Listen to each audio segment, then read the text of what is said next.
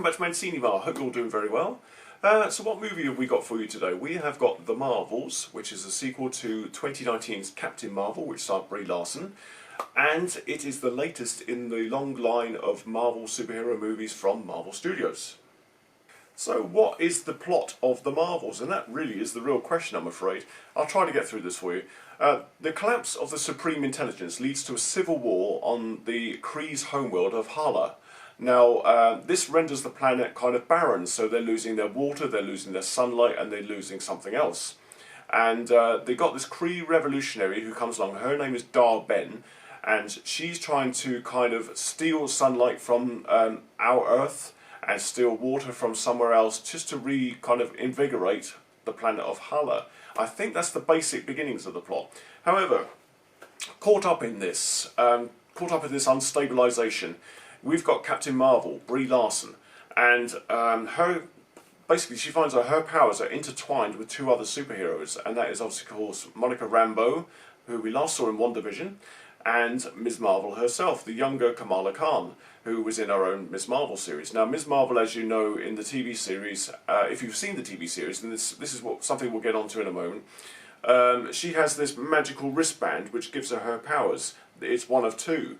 Dar-Ben finds one of the wristbands on what looks like a moon or an abandoned planet at the beginning of the film, and of course she wants the other one, and she needs to seek out Ms. Marvel in order to get both of the power bands, in order to kind of give herself a superpower boost and achieve all of the tyrannical things that she wishes to achieve. And obviously it's up to the three superheroes to get together to prevent that from happening. That is the very basics of the plot, I'm afraid. It's a very messy plot, and that's one of the problems that I had with the film. One of the other points I'd like to raise on this is that The Marvels depends upon you having seen WandaVision and Ms. Marvel, the Disney Plus TV series. Otherwise, you're going to come into this movie, if you haven't seen those shows, without a clue who those characters are. Monica Rambeau you may do, because she was set up in the first Captain Marvel movie as a young girl.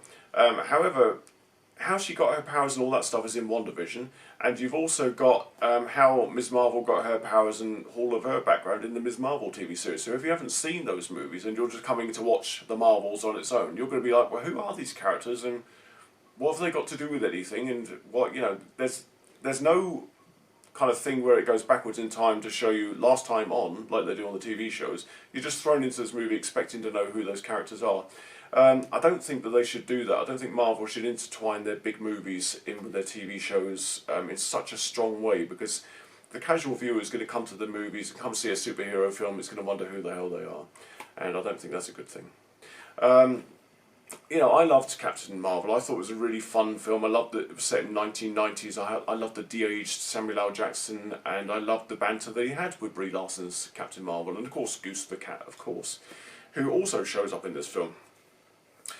So yeah, I was really looking forward to The Marvels. However, we went to see the movie the other night, and I sat down, and obviously you got all this set up at the beginning.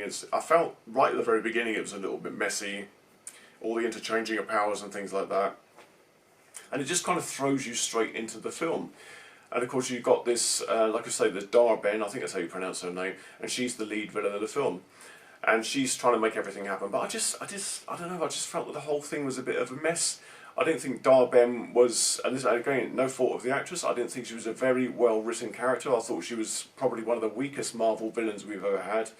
Didn't really pose any great threat. I thought the interactions between the three kind of lead characters, or lead three actresses, was good, but it was kind of, it's one of those things. Remember when we had Shazam, and Shazam's the lead character in his own film, and then there was like the Shazam family? I felt that kind of watered down Shazam himself. He wasn't kind of the focal point of the film anymore, and I feel that the same with the Marvels. I feel that we had Captain Marvel, and she's supposed to be this most powerful superhero in the Marvel universe, and then you bring these two other characters along, and you think, well, if she's the most powerful, why do you need those two others there? And it kind of devalues her, if you know what I mean. So yeah, I think this review is turning into as much of a mess as the film itself.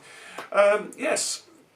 So, you know, that's the basic plot. They're trying to, you know, villains trying to invigorate her planet, wants to get the super bands from Ms. Marvel, Kamala Khan, and they have loads of these fight sequences.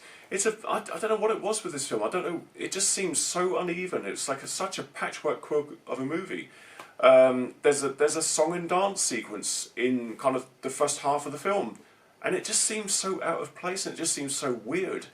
And yeah, I just, it's such a shame, because I think I loved, like I said, I loved Captain Marvel. I was expected to see another kind of supervillain, a good strong supervillain who she can face off against. If she's supposed to be the most powerful superhero in the Marvel universe, or one of the most powerful superheroes in the Marvel universe, you want something to match that. And I just felt that the villain was weak. I thought that by bringing the other two characters in, it devalued her, so therefore it's saying, well, she's not as strong as you think she is, kind of business. And yeah, and the plot was just all over the show. There's some great fight sequences. There's a moment where you've got Goose the cat comes back, and that's kind of the highlight of the film. Really, you see Goose the cat, and there's some other cats that appear, and then there's this very strange sequence where they've got to save all of these people on a ship. And I won't really reveal it for you. Go and see the movie if you really do want to see this movie. But they find a way of using Goose and some other cats to get these people off this craft. Yeah, it's messy. It's one of those films where you think, did you have a script writer? Did you have somebody on set telling the director that this is kind of not going in the right way kind of business? And I don't know what Kevin Feige's thinking, because I mean, Kevin Feige and the whole of the Marvel universe, up until Endgame, they had a fantastic run. There were some slightly dodgy films, but I think, from Iron Man through to Endgame, on the whole, that first section of Marvel movies was fantastic. And Endgame seems to have done something, because the movies that have come after that have all been pretty weak. We've had The Eternals, which was a slow, long bore fest with dull characters. I liked Black Widow. Thought Black Widow was good. I thought Guardians of the Galaxy Volume 3 was good. Shang-Chi was okay. I can't remember the others, so that's the effect that they've had on me, is that I can't actually remember the Marvel movies. So there's rumours going around at the moment, and it's only rumours because we don't know for facts, but there's rumours going around at the moment that they're trying to get Tony Stark back, Black Widow back, and of course Captain America back, because they want to get Marvel back on track. And I don't know if they think that that's the only way to do it. What you just need is some good script writers and some good directors. I'd stop throwing these movies out to kind of random directors and hoping that they're going to bring you a gem. Use experienced, strong directors to bring you strong films, and you'll be okay. Get some decent script writers in. Don't know what's going on with Marvel. There's such a good run, and now it's kind of flim-flamming all over the place. I just hope that there's a Marvel movie that's going to come along and save them and get them back on track, because at the moment you're veering out of control. Yeah, I don't know about the Marvels. I don't even know whether I'm going to buy it when it comes out on disc. Like I said, I do love the first movie, but I don't really know that I want to sit and watch that again. I thought it was a real complete mess. I would give it a 5 out of 10. I mean, it's like average at best. And also I thought there was a lot of scenes in this movie where the CGI and the filmic quality was very low, and it just looked terrible on the screen. It just seemed like it was an unfinished film, like it was a first draft of a film and they didn't get around to finishing it. Somebody compared it to Superman 4, and that's a fair comparison in that it kind of looks weak and cheap, and what the hell have you done, Marvel? So yeah, I mean, if you really have to, if you're a big Marvel fan, yeah, go and see it at the cinema if you must. There's one mid-credit scene, which I'm not going to spoil for you, which kind of lifts the whole thing up a little bit at the end. But yeah, it was disappointing. I didn't really enjoy it, and that's unfortunately my opinion of it. However, if you've enjoyed this review, sorry, like I say, it's been a bit all over the place, but that's the nature of the film itself. The film itself is all over the place. If you've enjoyed this review, it's all free. Click on the thumbs up button. Please don't be a thumb bandit. Thumb bandits clicking it that way up because they don't know which way it's supposed to be. Clicking it this way up, please. Like I say, it doesn't cost you a penny. If you're brand new to the channel, please subscribe to the channel. Loads of different reviews on here. Loads of other things on here as well. You might want to go and have a browse through all my other playlists. And hit the notification bell, and you'll know when I've done another one of these videos. But yeah, I'm sorry this review has been a bit all over the place. I can't really kind of wrap my head around the Marvel's film to give you a straighter review, because it was messy in and of itself. But yeah, if you enjoyed this video, like I say, do all those things. Thank you so much for watching, and I'll be back again very soon. Actually, I'll be back on Wednesday this week with our embargoed review for Thanksgiving, which is a better movie. So I will see you all then. Take care.